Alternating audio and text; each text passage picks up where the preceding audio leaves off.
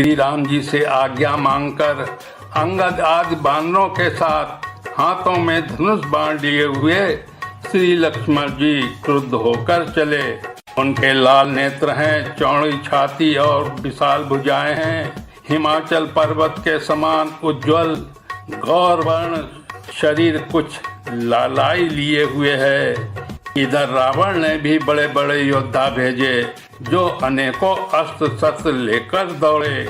पर्वत, नख और वृक्ष रूपी हथियार धारण किए हुए बानर श्री राम जी की जय पुकार कर दौड़े। बानर और राक्षस सब जोड़ी से जोड़ी भिड़ गए।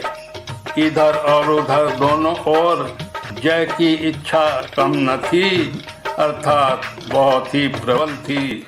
बानर उनको घूंसों और लातों से मारते हैं, दांतों से काटते हैं। विजयशील बानर उन्हें मारकर फिर डांटते भी हैं, मारो मारो, पकड़ो पकड़ो, पकड़कर मार दो, सिर तोड़ दो और भुजाएं पकड़कर उखाड़ लो। नवों खंड में ऐसी आवाजें भर रही हैं, प्रचंड रुंड धड़ जहाँ तहाँ दौड़ रहे हैं।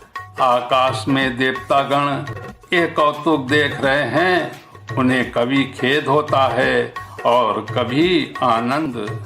खून गड्ढों में भर भर कर जम गया है और उस पर धूल उड़ उड़ कर पड़ रही है। वो दृश्य ऐसा है मानो अंगारों के ढेरों पर राख छा रही हो। घायल वीर कैसे शोभित हैं, जैसे फूले हुए पलाश के पेड़। लक्ष्मण और मेघनाथ दोनों योद्धा अत्यंत क्रोध करके एक दूसरे से भिड़ते हैं। एक दूसरे को कोई किसी को जीत नहीं सकता। राक्षस छल बल माया और अनीति अधर्म करता है। तब भगवान अनंत जी लक्ष्मण जी क्रोधित हुए और उन्होंने तुरंत उसके रथ को तोड़ डाला और सारथी को टुकड़े टुकड़े कर दिए। शेष जी लक्ष्मण जी उस पर अनेक प्रकार से प्रहार करने लगे। राक्षस के प्राण मात्र शेष रह गए। रावण पुत्र मेघनाथ ने मन में अनुमान किया कि अब तो प्राण संकट में आ बने, ये मेरे प्राण हर लेंगे। तब उसने वीर घातनी शक्ति चलाई। वो तेज पूर्ण शक्ति लक्ष्मण जी की छाती में लगी। शक्ति के लगते ही उन्हें मूर्छा आ गई। तब मेघनाथ भय छोड़कर उनके पास चला आया। मेघनाथ के समान 100 करोड़ अनगिनत योद्धा लक्ष्मण जी को उठा रहे हैं, परंतु जगत के आधार शेष जी उनसे कैसे उठते। तब वे लजाकर चले गए। शिव जी कहते हैं, हे गिरिजे सुनो, प्रलय काल में जिन शेष नाग के क्रोध की अग्नि 14 भुवनों को तुरंत ही जला डालती है और देवता मनुष्य तथा समस्त चराचर जीव जिनकी सेवा करते हैं उनको संग्राम में कौन जीत सकता है। इस लीला को वही जान सकता है जिस पर श्री रामचंद्र जी की कृपा हो। संध्या होने पर दोनों ओर की सेनाएं लौट पड़ी। सेनापति अपनी अपनी सेनाएं संभालने लगे। व्यापक ब्रह्म अजय संपूर्ण ब्रह्मांड के ईश्वर और करुणा की खान श्री रामचंद्र जी ने पूछा, लक्ष्मण कहाँ हैं? तब तक हनुमान जी उन्हें ले आए। छोटे भाई को इस दशा में देखकर प्रभु ने बहुत ही दुख माना।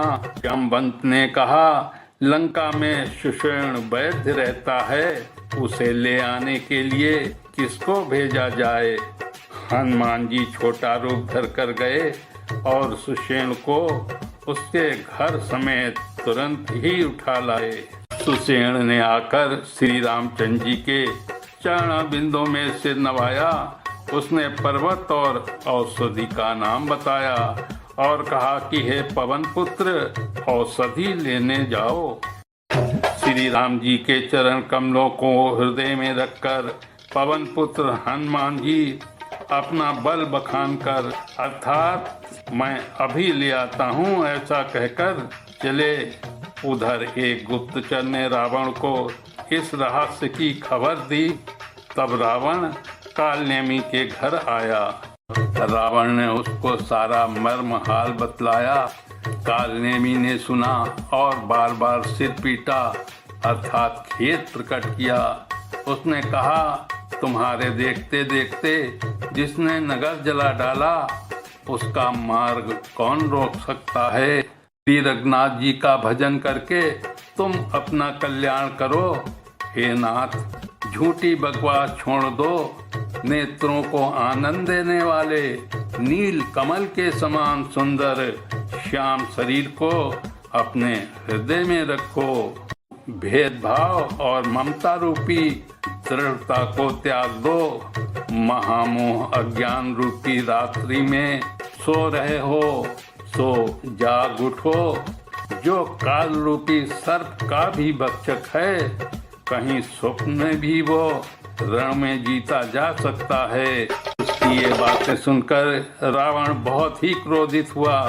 तब कालनेमी ने मन में विचार किया कि इसके हाथ से मरने की अपेक्षा श्री रामचंद्र जी के दूत के हाथ से ही मरूं तो अच्छा है।